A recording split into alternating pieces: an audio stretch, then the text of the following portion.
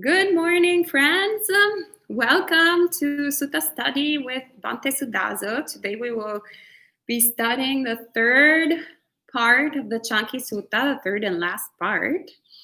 And I see some friends. Hello, Jens and Elaine, Michael, Edward, Lilia, Gita, Ella, and Galaxy from Malaysia. So I think for Galaxy, it's good evening, and for Ella, it's good afternoon. All right, and good morning, Bhante. So I'll pass it on to Bhante, and we can start with Sutta study.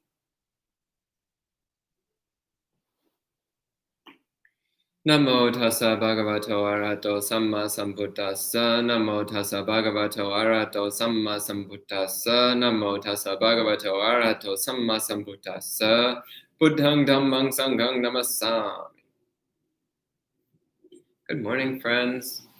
So today we'll be finishing up the last part of the Caṅki Sutta, and then hopefully we'll have some discussion about it. So I'll pick up where we left off yesterday. So we had just finished the section on awakening to truth.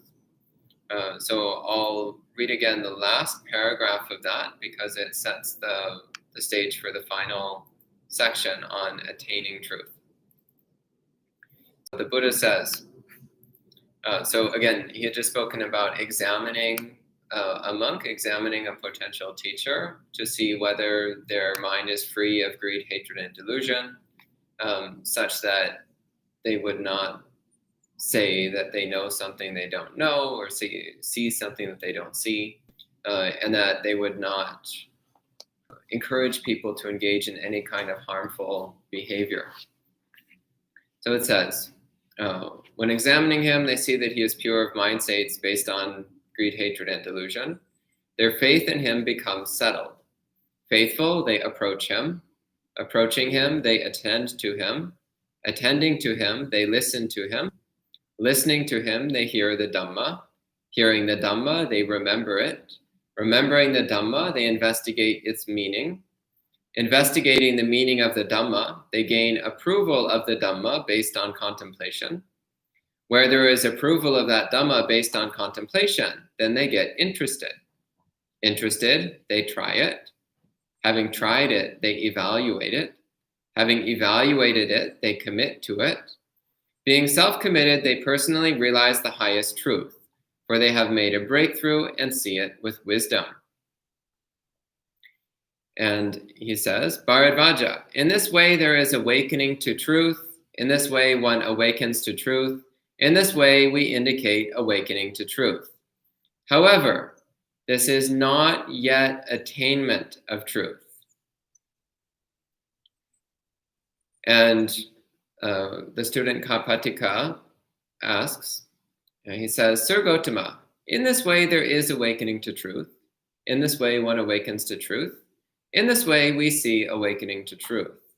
Sir Gautama, how is there attainment of truth? How does one attain truth? We ask Sir Gautama about attainment of truth. And the Buddha replies very simply. He says, Bharadvaja, when one practices, develops, and makes much of that Dhamma, then there is attainment of truth. Bharadvaja, in this way there is attainment of truth. In this way one attains truth. In this way we indicate attainment of truth. So this is an important statement. It might not look like much on the surface, but it's an important statement because, again, he spoke about meeting a teacher and evaluating them to see if they're sufficiently pure of defilements that they can accurately teach the Dhamma. And then he goes through the sequence, which we'll analyze in a bit more detail in a moment. He goes through the sequence of the development of one's understanding, until one comes to a point where one has some understanding of the Dhamma. But then the Buddha says, in order to attain truth, it's not enough just to understand Dhamma. One needs to practice it, develop it, and make much of it. So the Pali for this, so asevana, is to practice something, and that means to associate with something, to be constantly involved with something. Bhavana means developing, cultivating, bringing into being. And bhavana often is used to mean meditation practice or contemplation practice. But it has the meaning of bringing into being wholesome states of mind. As an example with growing vegetables, you might understand the theory of how to grow vegetables, but that won't satisfy your hunger. You have to actually plant the seeds, prepare the soil, water the seeds, take care of the seedlings as they grow, support the plants as they start to get bigger, carefully watch to make sure the plants aren't attacked by wildlife and insects, and then harvest the vegetables when they're ready, cook them and prepare them and eat them. Then your hunger is satisfied. It's not enough just to go online and read an article about growing vegetables and then your hunger magically disappears. Similarly, you can develop an understanding of the Dhamma that's like reading an article about how to grow a vegetable garden. It doesn't actually achieve anything. It's just giving you the theoretical framework, which you can then put into practice and cultivate until it eventually bears fruit in your mind. And the last of these three statements is bahuli kamma, which means making much of something. So bahuli means frequently or a lot, and kamma means action, doing. So bahuli kamma or bahuli karoti literally means doing a lot, doing frequently, or making something abundant, making much of something. So there's the implication here, like it's not enough just to practice the Dhamma a little bit. You need to practice it a lot. It's not enough just to put forth a little bit of effort. You've got to really make much of it. Really pour your heart and soul into it. I mean, you don't have a soul, but really pour all of your efforts into it. So really making the most out of the Dhamma. So doing it a lot, doing it intensely, committing thoroughly to it, repeatedly over time. And it's interesting here, he's in distinguishing between awakening to truth and attaining truth. The difference here is that persistent, ongoing, committed, dedicated practice. That's what leads one from simply knowing truth to attaining truth, embodying truth, being fully steeped in the truth. Or it's like when making tea. So you have your tea bag and you have your hot water. Well, if you just dunk the tea bag in the hot water just for half a second, it's still going to taste pretty much like water. It won't really bring about a significant change in the water. But if you steep the tea bag in the water for a period of time, then the whole character of the water changes dramatically. It might turn very dark, become very intensely flavored, and it takes on all of the mind-altering properties of the tea. So the energizing aspect of the tea, the soothing aspect of the tea, the medicinal aspect of the tea, that all becomes thoroughly saturated in the water until we can no longer call it water. We call it tea. So in the same way, you can just dip your mind in the Dhamma a little bit, and that won't actually change your mind very much. But you steep your mind in the Dhamma, you saturate your mind with the Dhamma, and over a period of time, that will gradually transform the nature of your mind. Transform it from that of the uneducated commoner, the ordinary unenlightened person, until it starts to resemble the mind of an awakened being. But it takes time, it takes persistence, it takes dedication. So it's not necessarily that there's some magical esoteric teaching that you learn later on that somehow opens everything up. It's actually just taking the same basic standard principles of Dhamma, Four Noble Truths, Noble Eightfold Path, and practicing them sincerely with dedication, commitment, perseverance, ongoing, repeatedly, over time, And that's how transformation comes into being. So the student Kapatika says, Sir Gautama, in this way there is attainment of truth. In this way one attains truth. In this way we see attainment of truth. Sir Gautama, what is helpful for the attainment of truth? We ask Sir Gautama about what is helpful for the attainment of truth. In other words, he's like, okay, I got it. But what helps bring this into being? And the Buddha replies, Bharadvaja, committing is helpful for the attainment of truth. If one does not commit, then one might not attain truth. One who commits attains truth. Therefore, committing is helpful for the attainment of truth. So a simple statement. As I was saying a moment ago, one needs to have this persistent, ongoing dedication to Dhamma practice in order for it to bring about a genuine transformation in the mind. It's not enough just to practice a little bit or practice to a small degree. One needs to be really committed. So the Buddha says, if one does not commit, then one might not attain the truth. But if one does commit, then one attains the truth. So really making an effort to cultivate a genuine, wholehearted commitment to Dhamma practice. And Kapatika says, Sir Gautama, what is helpful for committing? We ask Sir Gautama, what is helpful for committing? In other words, he's like, I get it. Committing to the Dhamma is important, but how do we help ourselves get to that point of making a sincere commitment? And the Buddha says, Bharadvaja, evaluating is helpful for committing. If one does not evaluate, one might not commit. One who evaluates commits. Therefore, evaluating is helpful for committing. So evaluating the Dhamma. If we want to commit to the Dhamma, then we first need to carefully examine it, consider it, and evaluate it. Determining its virtues, its values, coming to a deep understanding of the nature of the Dhamma, the meaning of the Dhamma, and an appreciation for the Dhamma, an appreciation for the trajectory of the Dhamma. So evaluating the Dhamma. Again, it's not enough just to read some books about Dhamma. One needs to really carefully, deeply evaluate and consider the meaning of the Dhamma, the application of the Dhamma, the potential of the Dhamma. And as one does so, then naturally one will be more inclined towards making a sincere commitment to the Dhamma.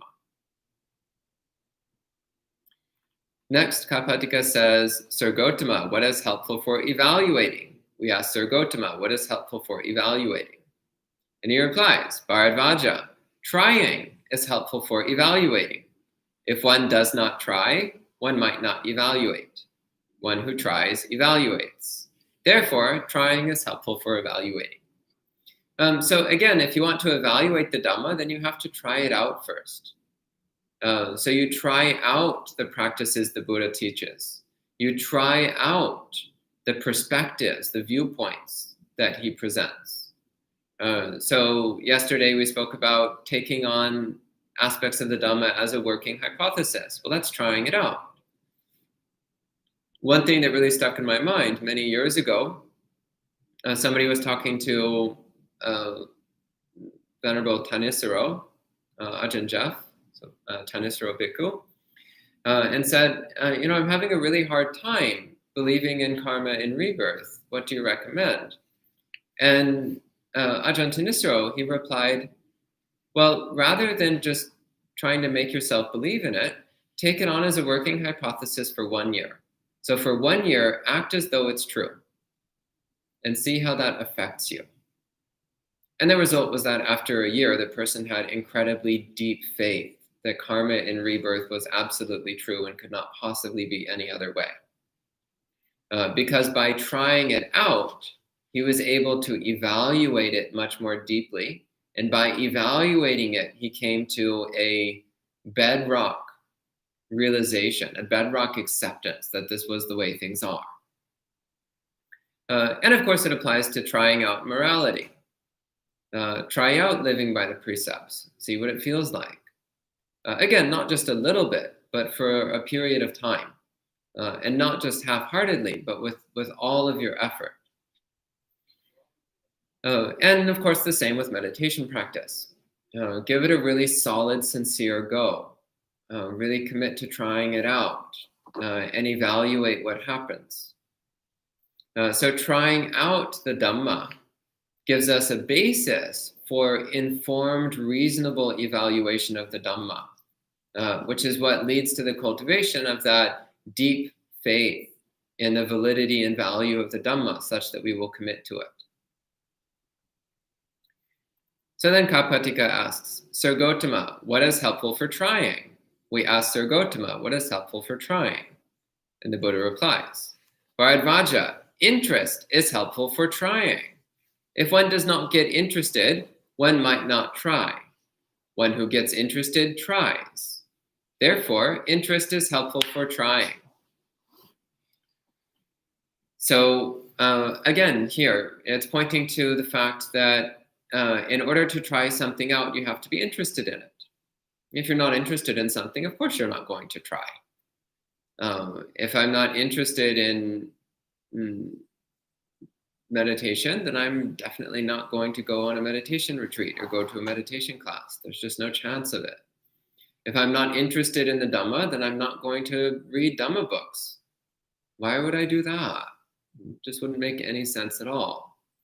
So it's necessary to be interested in the Dhamma and interested in practicing in the Dhamma in order for us to be willing to give it a try, a sincere attempt. So of course, Kappatika asks, you might be picking up on the pattern here. Kappatika asks, what is helpful for interest? We ask Sir Gotama, what is helpful for interest? In other words, how can you help yourself get interested in the Dhamma?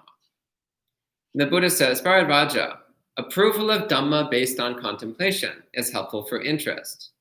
If one does not approve of the Dhamma based on contemplation, then one might not get interested. One who approves of the Dhamma based on contemplation gets interested. Therefore, approval of the Dhamma based on contemplation is helpful for interest. So again, here, when one first encounters the Dhamma, so maybe you hear about the Four Noble Truths, and you consider it a little bit, and you're like, actually, that kind of makes a lot of sense. I don't know if it's true or not, but it sounds pretty good. Sounds pretty reasonable. Maybe there's something here. And then from that arises interest. Interest in learning more. Interest in exploring the Dhamma. Or maybe you encounter something about the benefits of meditation practice. And you're like, I can get on board with that. That sounds pretty reasonable. I could see how that might be true. And then interest in meditation practice arises.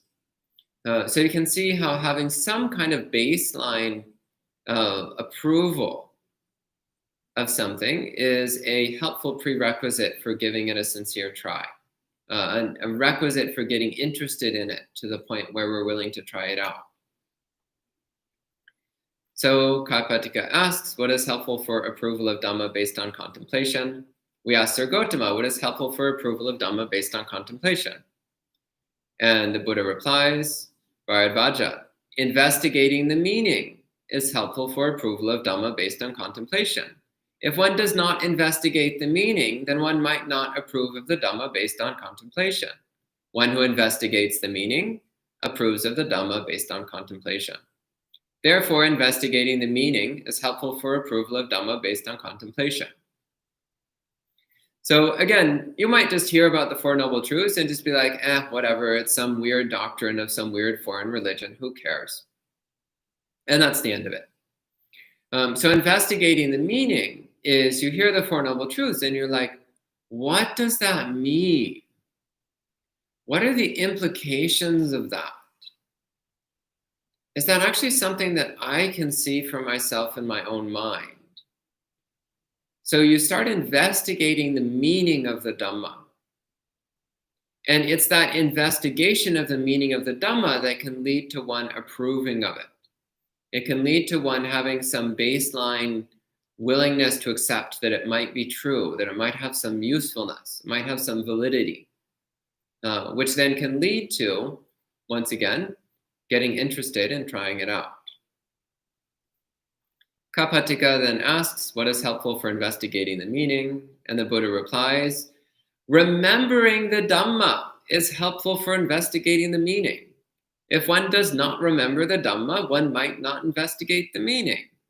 One who remembers the Dhamma investigates the meaning. Therefore, remembering the Dhamma is helpful for investigating the meaning. This one is also quite relevant. Perhaps slightly less so these days when we have books to help us remember things. It was very important in ancient India, where virtually everyone was illiterate and the Dhamma wasn't written down in books anyway. And actually even up until fairly recently, and still to this day in many countries, the majority of people are illiterate. But even in so-called developed countries, up until 100 years ago, 200 years ago, most people were illiterate. Most people were not capable of reading. So you needed to memorize something in order to be able to spend time contemplating it and considering it. So these days we don't do a whole lot of memorizing, but it's a really useful practice. The things that we memorize have a tendency to reverberate inside our mind for a long period of time. And as they reverberate inside our mind, then we tend to come to a deeper understanding of what they mean, deeper understanding of what they're referring to. So I recommend making an effort to memorize pieces of the Dhamma, to really deeply commit them to your mind. So you don't need to rely on books and websites and external sources. You can bring it to mind when you need it. So remembering the Dhamma. So when the Dhamma comes to mind, then we investigate its meaning. But if we never remember the Dhamma, then there's nothing to investigate. So recently we read the Sutta, I believe the Chula Tanha Sankhya Sutta, the one where Mahamoggallana goes up to the heaven realms and asks Sakka if he remembers the Dhamma teaching the Buddha had just given him. And Sakka was like, I forget things so easily. I've got this great palace though with all these great servants and great music, and who's got time for remembering that Dhamma stuff? So that's indicating how quickly we forget. We hear some Dhamma teaching and we're like, cool, yeah, Dhamma's great. But then we turn on some music and we turn on a show and we gossip with our friends, and within a very short period of time, we've forgotten the Dhamma. And we're too busy investigating why that character got angry at that character in that episode of Game of Thrones. And we're so busy investigating the meaning of Game of Thrones that we've forgotten the Dhamma, which means there's no chance that we're going to investigate the Dhamma. So it's necessary to constantly remember the Dhamma, constantly bring to mind the Dhamma, constantly reflect on the Dhamma. One of the ways we do this is through reading the Dhamma every day, through chanting passages of Dhamma every day, through discussing the Dhamma together every day. This is a very important element of monastic life, is constantly remembering the Dhamma and constantly helping each other remember the Dhamma. And that's another reason why it's so important to have good spiritual friendships. A good spiritual friend, a kalyana mitta, is someone who reminds you of the Dhamma, who helps you remember the Dhamma, who they're not just babbling on and on about who Sally's going out with these days and what that character in that TV show is thinking, but instead they're saying like, oh, well, what do you think about the 7th step of dependent origination? What are your thoughts on that? That's a good spiritual friend. So remembering the Dhamma is helpful for investigating the meaning. Kappatika asks, of course, what is helpful for remembering the Dhamma? And the Buddha replies, hearing the Dhamma is helpful for remembering the Dhamma. If one does not hear the Dhamma, one might not remember the Dhamma. One who hears the Dhamma remembers the Dhamma. Therefore, hearing the Dhamma is helpful for remembering the Dhamma. So this is very important, of course. So hearing the Dhamma, these days that would also include reading Dhamma. So as mentioned at that time in ancient India, the Dhamma teachings were always transmitted verbally, not through writing. It wouldn't have been much good in writing anyway, since most people couldn't read.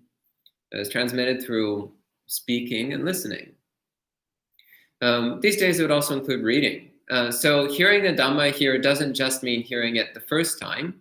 It means repeatedly hearing the Dhamma.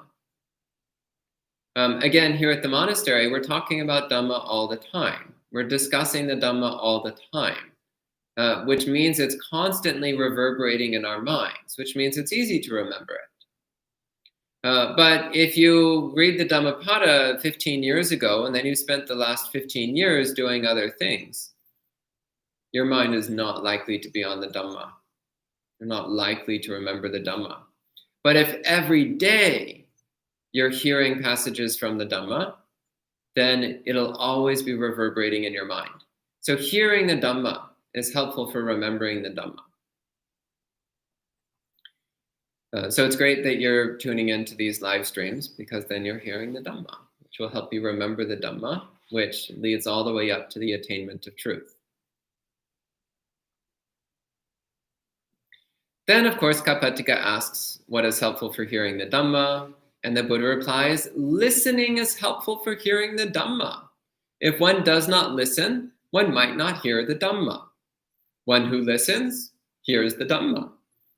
Therefore, listening is helpful for hearing the Dhamma. This might not seem like a very significant statement, but think about listening. Listening is an activity. You're consciously making an effort to pay attention. You're consciously making an effort to try to bring in the information into your mind. So I've certainly had times when a Dhamma talk was being given and I was sitting in the room, and somehow none of the information managed to penetrate my mind. And that's because I wasn't really listening. I was there, so maybe it was impacting my subconscious in some way. But my mind was so busy thinking about other random things that I wasn't really paying any attention to the Dhamma talk. I wasn't really listening, which means the information didn't have much of an effect on me. So listening, one of the Pali terms that's used literally translates as giving your ear. So it's, or another word that's used, it means to bend your whole mind towards something. So often these terms just get translated as listening. But the implication here, once again, is it's an active listening, attentive listening. One of the terms the Buddha uses is listening as though it were a matter of vital concern. I think Ayasoma referenced one of those passages yesterday. So a matter of vital concern means a matter of life and death. Vital means life. So listening as though it was a matter of life and death. If you did not listen, then you might die. And this is actually quite relevant, because if you don't listen to the Dhamma, then you will die confused and you will continue cycling through samsara. Confused, miserable, lost, countless eons. So it actually is a matter of vital concern, listening to the Dhamma. So when the Dhamma is being taught, we bend our whole mind towards it. We really listen attentively as though it was the most important thing imaginable, more important than everything else. And Kapatika asks, what is helpful for listening? And the Buddha replies, attending is helpful for listening. If one does not attend, one might not listen. One who attends listens. Therefore, attending is helpful for listening. So this is attending to the monk. So as mentioned, this all starts with investigating a monk to see if he's sufficiently pure that he can be an effective teacher. And if he is, then you attend on him. So attending means not just being in his presence, but also looking after his needs, seeing what you can do to bring benefit to him, seeing what you can do to take care of his basic needs. So traditionally we say that there are 4 basic needs for a monk. So a monk needs food, robes, shelter, and medicine. 4 basic things that we need. So you go to the monk and you see what do they need, and you provide what they need. You pay attention to them. You pay attention to their concerns. You pay attention to their difficulties, and you see what you can do to help out. And in the process of attending to the monk, then you'll hear the Dhamma. Because if the person is a sincere, dedicated monk, then they're living the Dhamma. They're embodying the Dhamma. And most of the time, they'll be talking about the Dhamma if they're speaking. So even just spending time around the monk can be very helpful, because it means the Dhamma is going to start infiltrating your mind. And this has been recognized by some non-Buddhist people. So a while back, I came across a wonderful article by a evangelical Protestant minister who was saying that sincere evangelical Protestants should not get anywhere near Buddhists, and definitely should not engage in conversation with Buddhists ever, because Buddhists have this poisonous, infectious teaching which will invade your mind and infect your mind with the disease of Buddhism. This is how he was talking about it. Well, I say, get infected. Infect your mind with the disease of Dhamma. Let it take over. Let it infiltrate your mind, because the results can only be good. So just spending time around sincere, dedicated monks has a way of infecting your mind with the Dhamma. You start to see what it is to live in line with the Dhamma, to always be committed to the Dhamma, to value the Dhamma above all other things. So attending to the monks. This is a basic prerequisite for coming to a deep understanding of the Dhamma. It also generates a lot of good karma, by the way. So often in traditional Buddhist countries, this is often how it starts, is people think, I want good karma. Looking after the monks brings good karma. So they go to look after the monks, and then they start hearing Dhamma teachings. And as they hear Dhamma teachings and see what Dhamma life is like, then they start to get interested.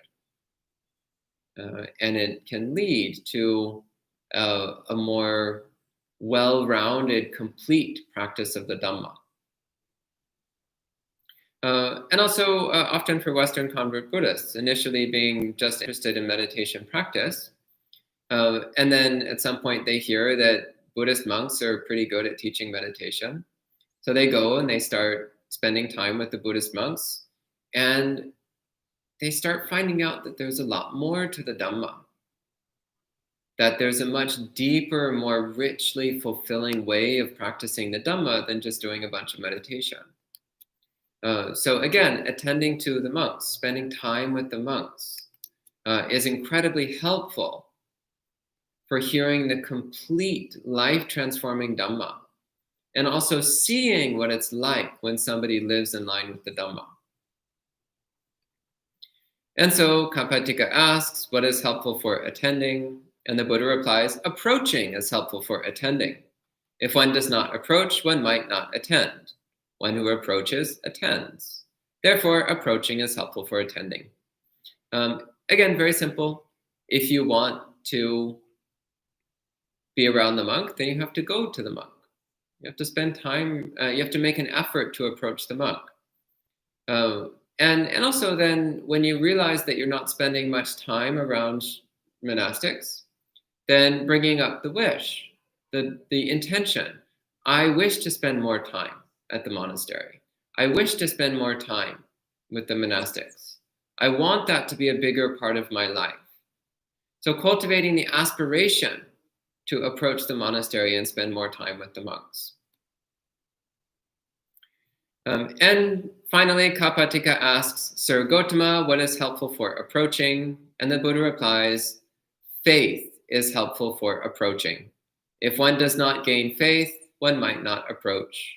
One who gains faith approaches. Therefore, faith is helpful for approaching. So again, this is interesting. So Kapatika initially was going purely on faith as being the entirety of the spiritual path. One has faith in the validity of one's scriptural tradition, therefore you believe it's true. And for him, that was what it meant to attain truth. And the Buddha is saying, actually, faith is just the first step. Faith is just what helps get you through the door. But it's what you do after you get through the door that actually leads to the attainment of truth. So again, coming back to the sequence the Buddha gives. So the Buddha says one starts with examining a potential teacher to see if their mind is sufficiently free of major greed, hatred, and delusion. So the person doesn't necessarily need to be fully enlightened, completely pure. They just need to be free of the coarse, gross kind of greed that would lead to misleading people, that would lead to a monk claiming that they have direct experience of truth when they don't, or that would lead to a monk misguiding people into doing harmful actions. You just need to make sure they don't have that extreme kind of greed, or similarly, that kind of aversion or delusion, which would lead to them giving misleading or destructive teachings. And then from that, then you have some faith. You have some faith that this monk is relatively on the right track. You have some faith that this monk has purified his own mind enough to be able to be a decent teacher, enough to be able to be an effective teacher. So this also is important because the Buddha doesn't say that a potential teacher needs to be fully enlightened. He doesn't even say that a potential teacher needs to be a stream enterer. He just says that a potential teacher needs to be sufficiently free of defilement that they can give accurate teachings that lead towards awakening. This is an important distinction. A lot of people, they think that their teacher has to be enlightened. But the Buddha never said that. Never at any point in the suttas. Of course, an enlightened being can be an effective teacher and can be a very effective teacher, but it's not a requirement for someone to be an effective teacher. So seeing that the potential teacher is relatively free of defilements, which might distort their teachings, then one has some faith that they might be a decent teacher. And based upon that faith, you go to them, you attend to them, and you listen to them. Listening to them, you hear the Dhamma, you remember the Dhamma, and you should make a conscious effort to remember the Dhamma, conscious effort to bring it to mind, and to investigate its meaning. Again, not just hearing it as data, like, oh, the Noble Eightfold Path. It has right view, right attitude, right speech, blah, blah, blah, blah, blah. No, investigate the meaning. What is right view? How can one live with right view? How can one cultivate right view? And through that investigation, one can come to an approval of the Dhamma. And from that approval, one gets interested in trying out the Dhamma. By trying out the Dhamma, one has a basis for evaluating it, because you can start to see how it affects your own mind. And as you evaluate it and see how it affects your own mind, then you will see the blessings of living a life of Dhamma, the benefits of the Dhamma, which then leads naturally to making a commitment to practicing the Dhamma, a commitment to building one's life entirely around the Dhamma, living a life centered on Dhamma, with a heartbeat of Dhamma. And in this way, one can make a breakthrough to the nature of the Dhamma. And based upon that breakthrough, then one practices, develops, and makes much of the Dhamma until one attains awakening. So that's the sequence the Buddha is laying out here. And Kapatika, very impressed, he wraps up the sutta with some praises. He says, we asked Sir Gautama about protecting truth, and Sir Gautama explained protecting truth. We like it, we approve of it, and we are satisfied with it. We asked Sir Gautama about awakening to truth, and Sir Gautama explained awakening to truth. We like it, we approve of it, and we are satisfied with it. We asked Sir Gautama about attainment of truth, and Sir Gautama explained attainment of truth. We like it, we approve of it, and we are satisfied with it. We asked Sir Gautama what is helpful for the attainment of truth, and Sir Gautama explained what is helpful for the attainment of truth. We like it, we approve of it, and we are satisfied with it. Whatever we asked Sir Gautama explained. We like it, we approve of it, and we are satisfied with it. Sir Gautama, previously we thought, who are these shaven-headed fake contemplatives, peasants, dark ones, offspring of the kinsman's feet? Who understands the Dhamma? So in other words, Kapattika previously had a very low opinion of Buddhist monks.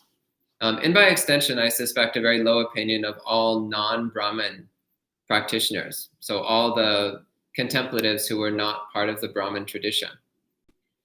So shaven-headed fake contemplatives, so peasants, so low beings, commoners, dark ones. So the impression being like their mind lacks the bright light of the Brahmin wisdom. So their minds are dark and clouded.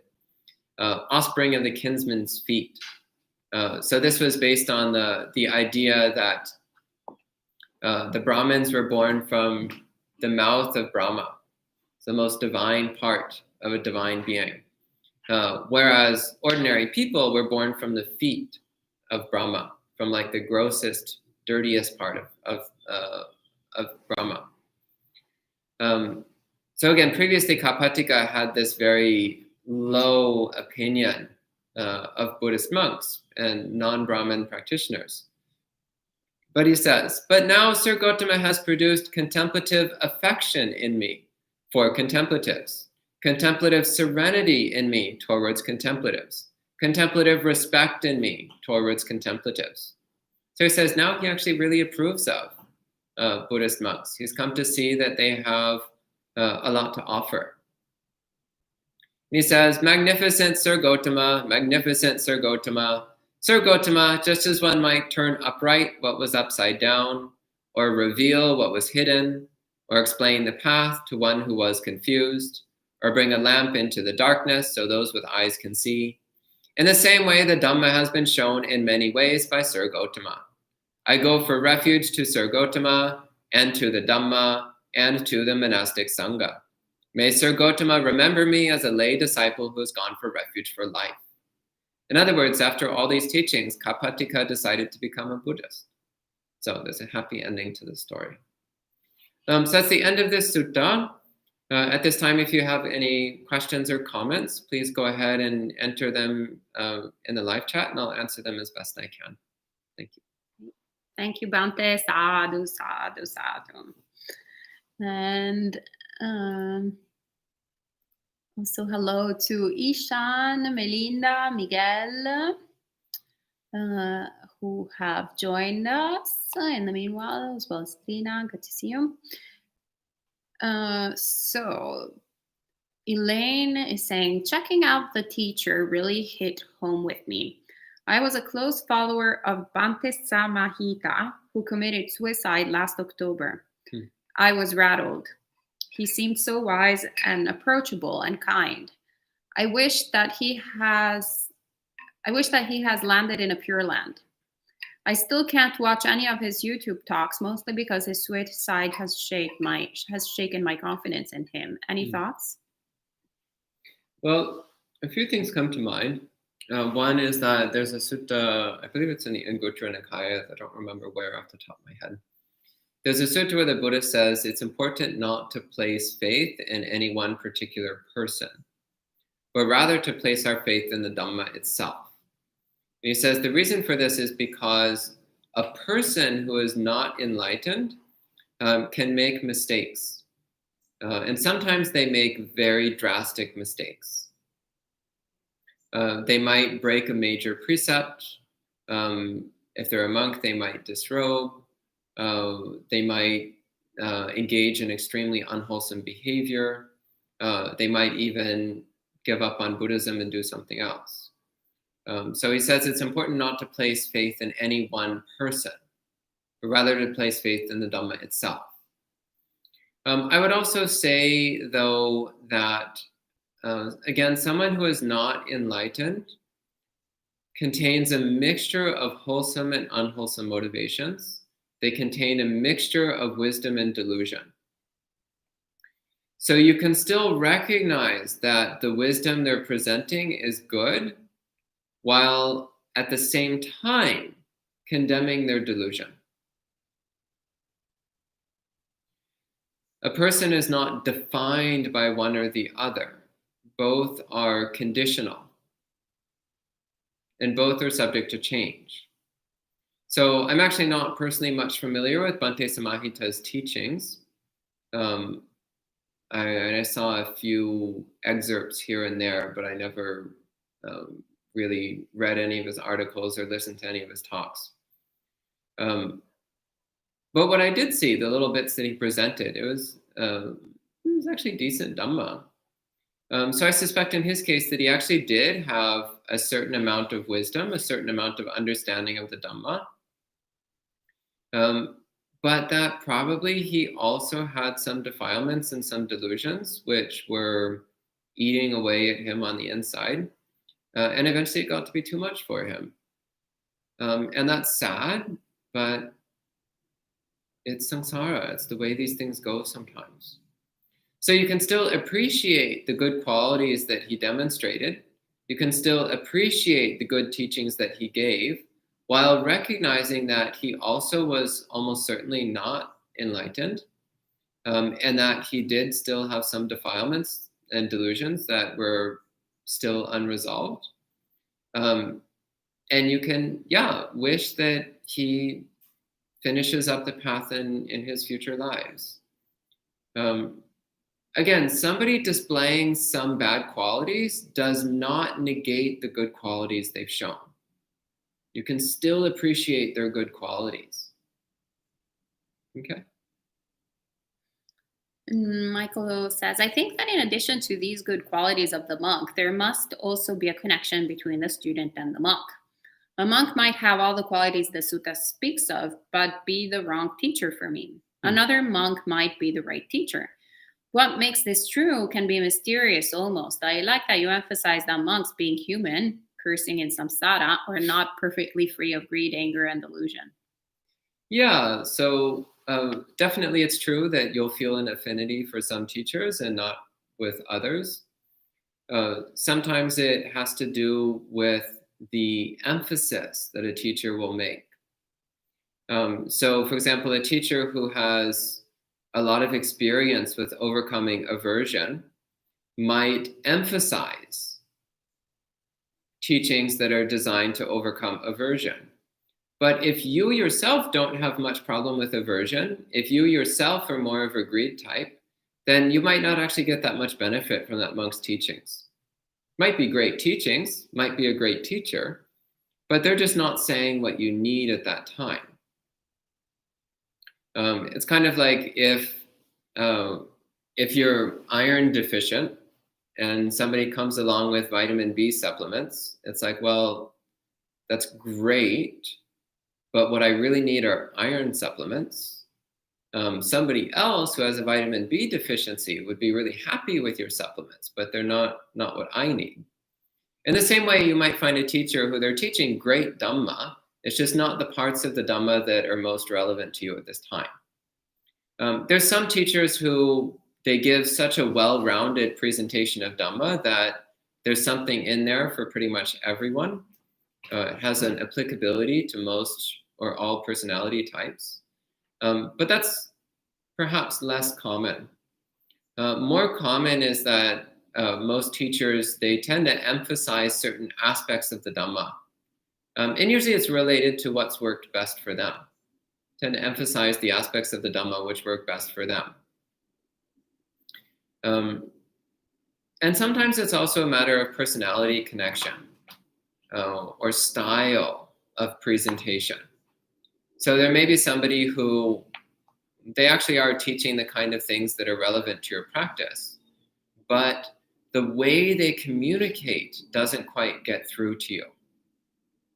Or sometimes the personality style that they have doesn't quite work for you. And in those cases, it's actually good to try to see past that and try to see the underlying Dhamma that's being presented. But sometimes it's just going to be really discordant for you. And in that case, it's good to try to find another teacher. But often you don't actually have that many choices. So it's also important, whatever teacher is in front of you, try to learn something from them. They may not be the ideal teacher for you. They may not have that perfect personality match. They may not have that perfect teaching style match. They may not be teaching exactly the parts of the Dhamma which are best for you. But they're probably presenting something which will help. So try to look for the benefits in whatever teacher is in front of you. Because another mistake people sometimes make is the endless teacher hunt. Just constantly bouncing from teacher to teacher to teacher, trying to find just the right perfect teacher. And you can search your whole life and never find a perfect teacher. So it's also important to see what you can learn from each teacher you encounter, instead of just always roaming around trying to find the perfect one. Okay. Right. And Michael is saying, on another note, at the beginning of the sutta, I think we learned that K was newly tonsured. So why does he take refuge as a layperson and not a bhikkhu? Because he wasn't a bhikkhu, he was a layperson. Kapatika was a Brahmin. So some of the Brahmins would shave their heads. Not all of them, but some of them would. So Kapatika was a Brahmin. He was not a Buddhist at the start of the sutta, and he wasn't a Buddhist monastic. He was a student of the Brahmin scriptures. So he might have later on become a Buddhist monk, we don't know. But at the end of the sutta, he just decides to become a Buddhist layperson. And Michael also says, this question of monks messing up often points to hero worship for me. I've seen that during my time in Zen monasteries. One false move and the whole teaching of that monk fall into question. Compassion is the right response, I tell myself. Yeah, and the other thing also is cultivating an understanding of Dhamma which is independent of any one particular teacher. Because one of the problems with the whole teacher cult approach is if your understanding of Dhamma is entirely built upon what teacher A says, then if teacher A says anything out of line, then of course that calls into question everything else they said. But if you have an understanding of Dhamma, independent of teacher A, then you'll recognize when what they're saying is in line with Dhamma and when what they're saying is not in line with Dhamma. So you'll still be able to recognize the good parts of their teachings, while also being able to pick out when they get a bit off track.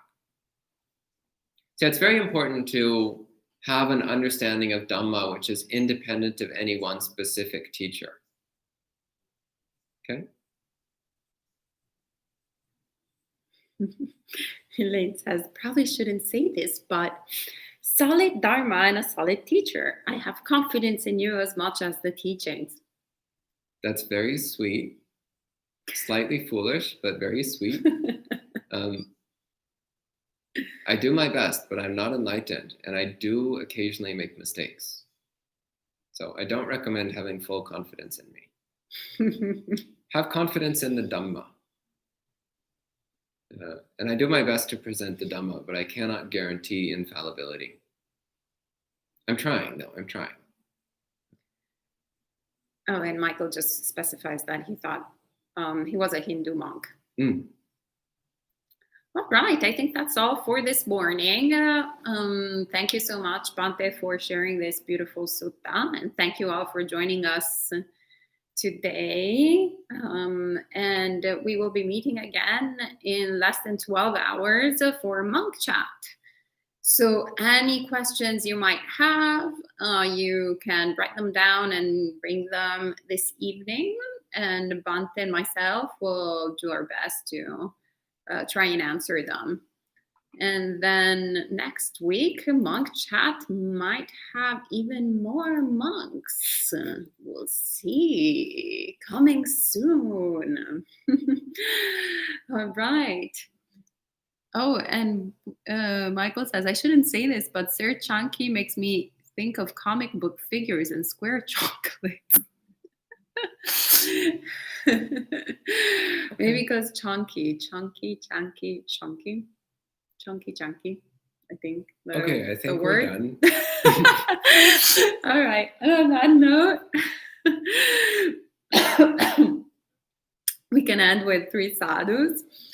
Sadhu, sadhu, sadhu.